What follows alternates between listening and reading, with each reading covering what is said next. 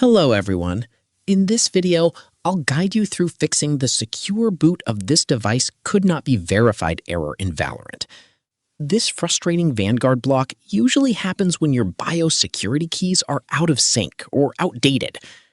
First, restart your computer and repeatedly tap the Delete key or F2 to enter your BIOS menu.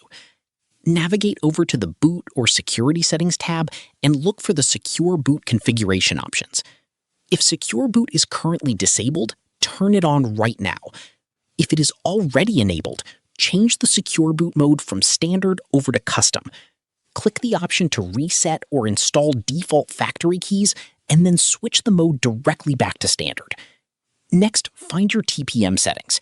Make sure AMD FTPM or Intel Platform Trust Technology is set to Enabled, and turn off the Compatibility Support Module or CSM to ensure you are booting in true UEFI mode.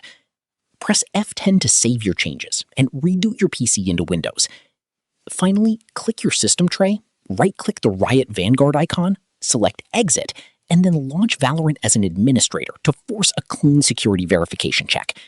Subscribe to the channel for more videos.